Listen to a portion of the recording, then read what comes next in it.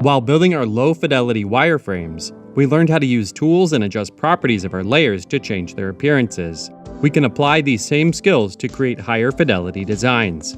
We'll also introduce color and typography, place more emphasis on precision and accessibility, and explore features that speed up the design process in Figma. You may consider these choices at different points in your processes. That's fine too. There isn't one journey or path to a finished design. In our previous video, we created some wireframes for our social media app for pets, Figma. To make it easier for our team to find our designs, we'll keep our explorations in the same file. Figma lets you create multiple pages, each with their own canvas. We can view and navigate pages in the Layers panel of the left sidebar. Click the plus icon to add a page, and give it a descriptive name. Let's start by building out the home page of our social media app. This is a feed that shows us posts from the pets we follow. We'll start in a similar way to our wireframing. Press F to select the Frame tool and choose the Google Pixel 2 XL preset. Then, press the R key and create a rectangle for the image of our post.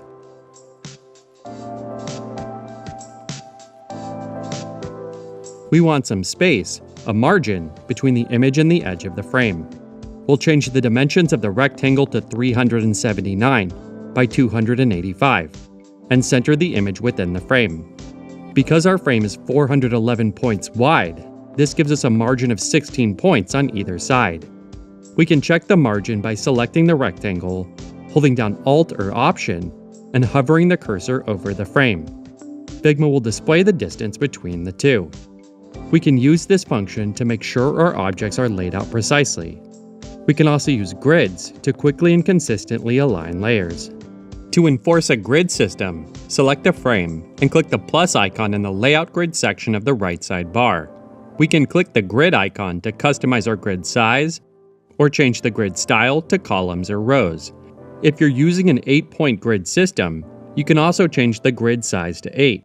We're not going to focus on layout grids for this video, so we'll hide them using the shortcut Ctrl-G. You can learn more by searching layout grids in the Figma Help Center. The Figma brand is fun and friendly, and we want that to come across in our designs. One way to do that is to round any harsh, pointy corners. Select our rectangle and change the corner radius to 8. Then, we'll add an avatar for the user. Press the O key to select the ellipse tool, and hold down the Shift key to draw a perfect circle. We'll make sure it's 40 by 40, align it to the left edge of the image, and position it 8 points above. We've been calling these two shapes images, but they're not really images yet. They still only have a solid gray fill. We can add images to our shapes using Place Image in the toolbar, or by using the shortcut Command-Shift-K. We'll select two images to act as our placeholders, and click Open to confirm. Our cursor now shows we have two images to place. We can see a preview of the first image next to our cursor. We'll click our post to replace the current gray fill with our image. Now, we'll click to add our second image to our avatar. We'll add a text layer for our pet's name. Let's press T, click to add a text layer, and then type name. We can explore all the properties relating to text in the text section of the right sidebar. The Rubik font matches the fun and playful nature of our app, so we'll select that and change the size to 16. We'll align our text and avatar layers to the vertical center. Then, use our arrow keys to position them 16 points apart. We need a description to go alongside our image, so we'll duplicate the text layer and add some placeholder text. We'll adjust the width of the text layer to 379 to match the image. If we want to change the font, size, or weight of our text, we'll have to select them all before updating, or update them individually. This is manageable with only 2 text layers, but updating hundreds of layers of text later in the design process would be painful. To save ourselves some time, we'll use styles. Styles are reusable properties we can apply to objects. If we need to make changes to the style at a later point, every object using that style will also be updated. With our text layer selected, click the 4-dot style icon in the text section of the right sidebar. Then, click the plus icon to add a new style. We'll give it a name. And then click Create Style. Now if we view the text properties in the right sidebar, we can see our text style applied. We can apply the style to other layers too. Select the description, click the style icon in the text section, and select the style from the list. Styles aren't just for text. You can also create color styles for fills and strokes, layout grid styles like the 8-point grid system we mentioned earlier, or effect styles for things like drop shadows and blurs. Let's create a color style while we're here. Our text layers are black on a white frame. This ultra-high contrast can cause a strain on a person's eyes. Let's reduce the contrast to make reading more comfortable. This time, let's select both layers and change the fill to a lighter gray. Let's try this. This is too light, which could make it hard for a low-vision reader to see. We've already installed the Stark plugin from the Figma community, which we can use to check the contrast of our layers. Click on the layer and go to the menu, select Plugins, and then Stark. We'll choose Contrast Checker from the options. Oh, our intuition was right. The color is too light. Let's change this to a darker gray with just a hint of purple and check the contrast again. We can rerun our last plugin without opening the menu using Option-Command-P. And now, it passes. Now that we have an accessible color we're comfortable with, let's turn it into a color style. We can create this color style from the Fill section of the right sidebar.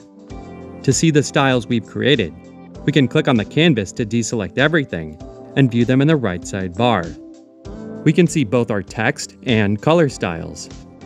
We can click the adjustment icon to make changes to our style. Let's update the font size of our body text to 18. The text layer that we use in the style are also updated. This has the unintended consequence of moving our perfectly placed layers slightly out of alignment. If only there was a way for the layout of this design to reflow when we make changes. Lucky for us, there is.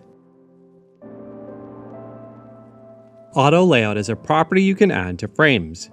It allows you to create designs that grow to fill or shrink to fit and reflow as their contents change. This is great when you need to add new layers, accommodate longer text strings, or maintain alignment as your design evolves. Auto Layout is a powerful feature with many properties. It can save you so much time, but can also be a little daunting.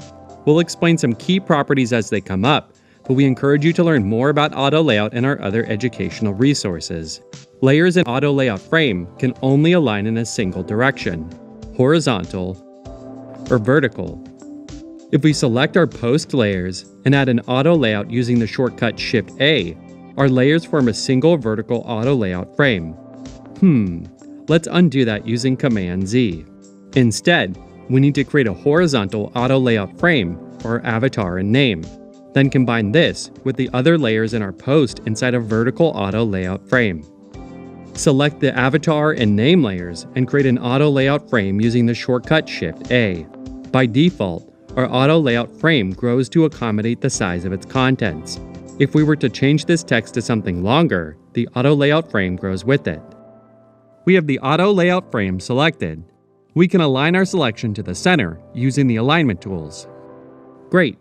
Let's rename our new auto layout frame to Author Info. Let's select our first auto layout frame and the other layers in our post and add auto layout again using Shift-A.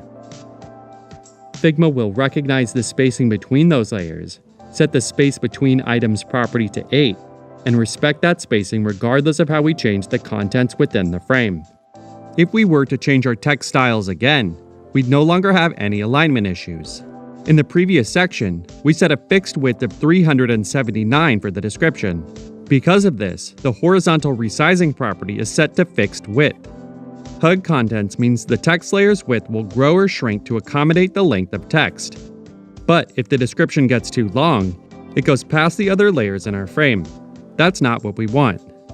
Let's change this to fill container so it will take up all available space instead. When it runs out of space, it will wrap to a new line. Perfect! This also sets the text resizing property to auto height. The final thing we want to do is to give our post more empty space around its outer edges. You may have heard of this concept as white space. negative space, or giving objects room to breathe. The way we achieve this is through the padding around items property. Let's add 16 points of padding around the items within our frame. Adding the padding shifted our frame a bit, so we'll just have to recenter it, and we're good to go. We know that our app's feed will have many posts from our users, so we need to make some copies of the post we've been creating. To make it easier to change aspects of our post in the future, we can turn this into a component. Before we do, let's give our layers some more descriptive names. Let's turn this into a component by selecting it and choose Create Component from the toolbar, or the shortcut Option-Command-K. We probably don't want our main components to live inside of our designs, so to make it easier for our team to find that component, we'll create a page for our components. In the Pages section of the Layers tab, click the plus icon and name the page Components. We can now move our components to the new page. Right-click on the main component and select Move to Page, Components. We can now access this component in the Assets panel of the left sidebar. Any components we create in this file are grouped under Local Components. Let's drag an instance of this component into our frame. Then we'll make a few copies.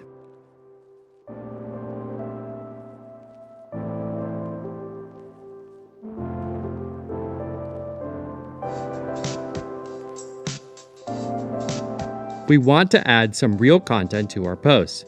At the moment, our frame has clip content applied. This setting is great when we want to hide parts of our layer that extend beyond the frame's bounds. As we want to edit the contents of our post, we'll uncheck the Clip Content box in the right sidebar.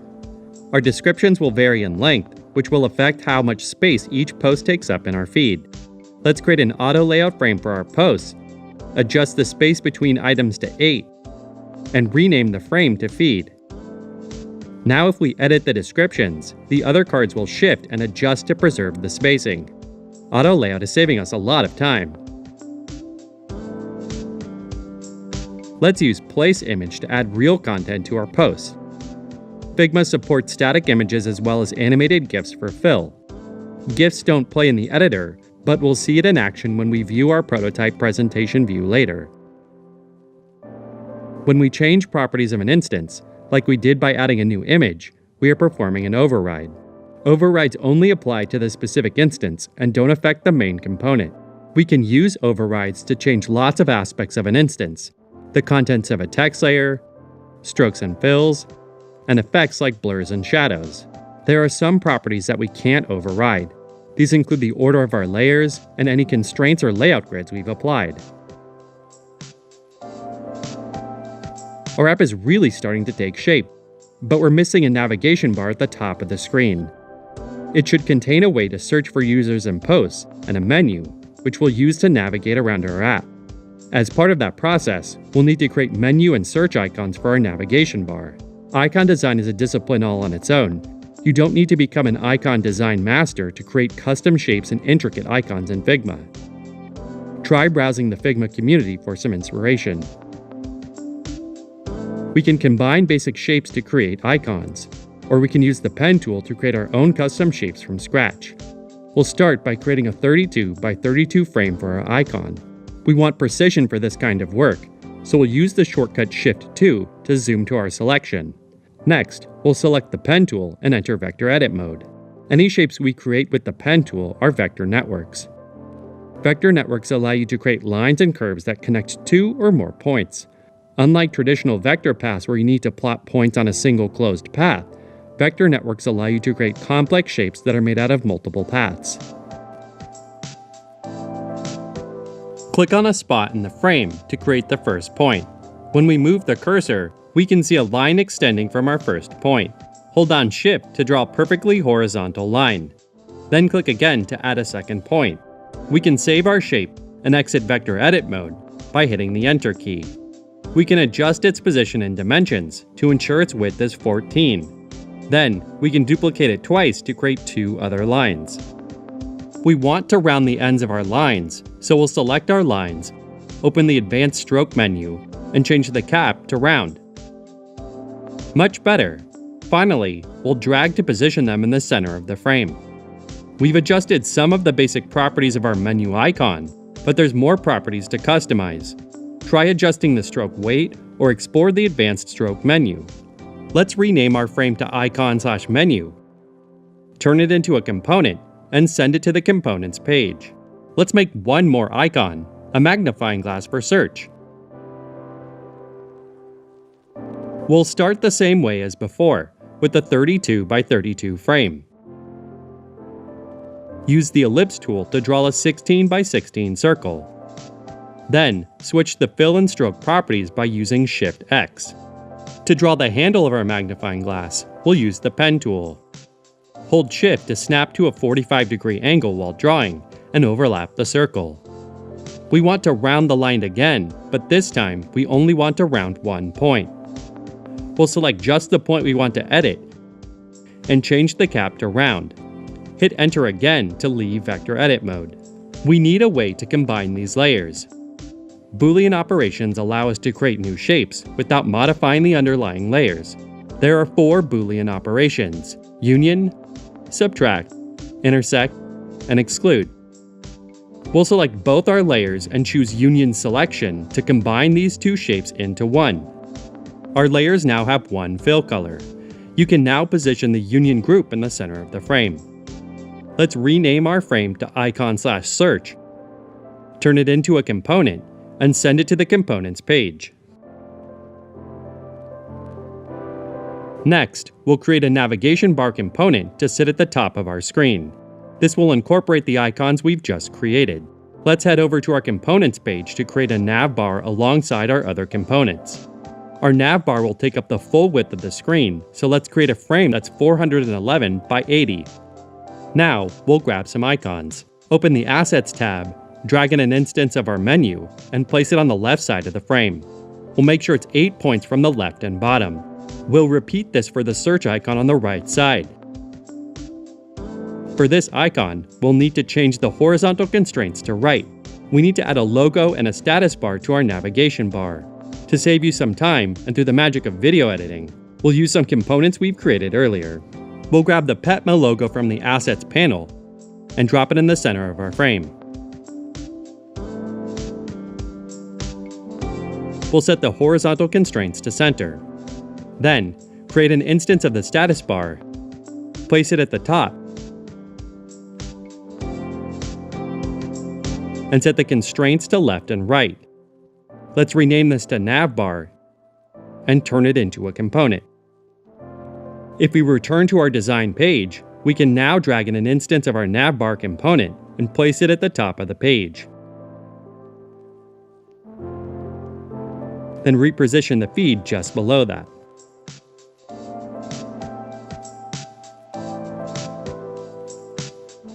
The last component we want to add to our designs is a floating action button. This button will be used to create a new post in our feed. We created this component earlier, which consists of a circle and a plus icon. Let's drag a copy of that into our frame and place it 32 points from the bottom right corner, and set the constraints to bottom and right to match. This looks pretty good, but we want the button to look like it's above the rest of the content. It is a floating action button after all. With the instance selected, we can click the Select Main Component icon in the right side bar to take us directly to the main component. Under Effects, click the plus icon to add a drop shadow. Shadow is a great way to communicate elevation. We can click the Effects icon to open the settings and make this drop shadow softer by changing the blur to 12. You can also customize the offset and spread of the shadow. Search for Effects in the Figma Help Center for more information.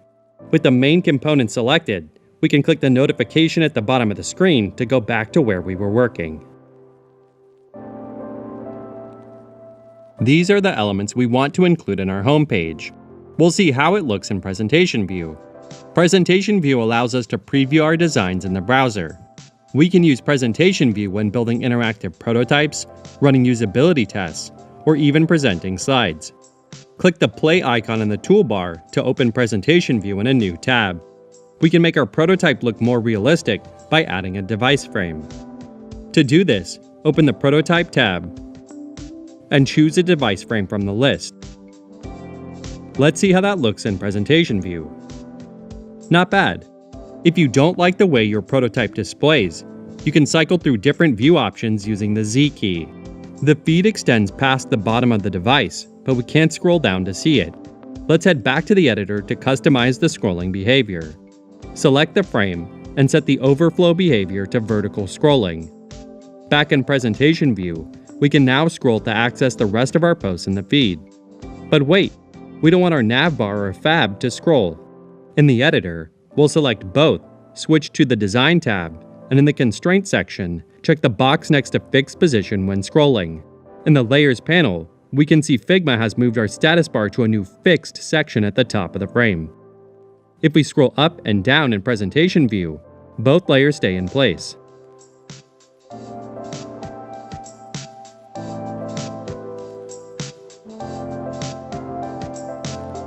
Wow, we've covered a lot of features in this video. If you got confused along the way or have any questions, don't worry. Figma's Help Center has hundreds of helpful resources to explore. When we check back again, we're going to create an interactive prototype, share it with our team, and incorporate their feedback into our final designs.